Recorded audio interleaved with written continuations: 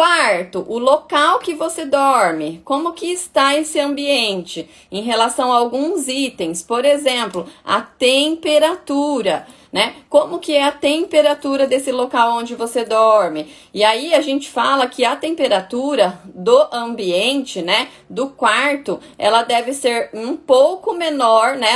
O nosso corpo tem que ter uma temperatura ali adequada para que a gente consiga adormecer, e o ambiente também, tá? Então nós temos que ter um ambiente ventilado, né? Um ambiente muitas vezes arejado, para que a gente consiga adormecer. Então a temperatura do corpo é uma e a temperatura do ambiente deve estar um pouco mais fresquinho. A gente costuma falar que geralmente de 4 a 5 graus abaixo dessa temperatura corporal. Então é aquele ambiente mais fresco. Eu não consigo adormecer num ambiente muito quente, num ambiente muito abafado, tá? Então, boa noite, pessoal que tá entrando. A internet teve uma instabilidade, mas conseguimos retornar.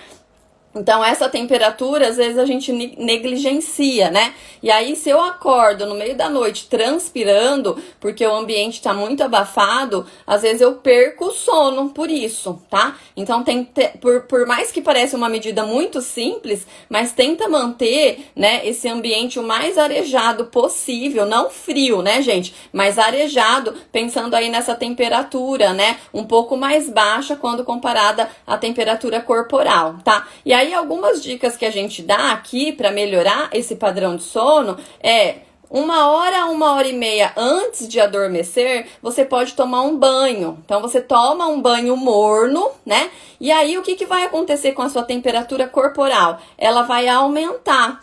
E quando você sai do banho, como você tá com a temperatura corporal mais alta, você vai se deparar com o ambiente e vai sentir esse ambiente mais fresco, né? O que vai acontecer quando você tem esse choque da sua temperatura corporal que está mais quente com o ambiente que está mais fresco? O seu cérebro, ele entende que é a hora de dormir, né? Então, ele já associa aquela temperatura do ambiente mais fresca com a minha temperatura corporal mais elevada. O cérebro, ele já vai trabalhando no sentido de dormir, de adormecer. E isso é muito interessante, tá?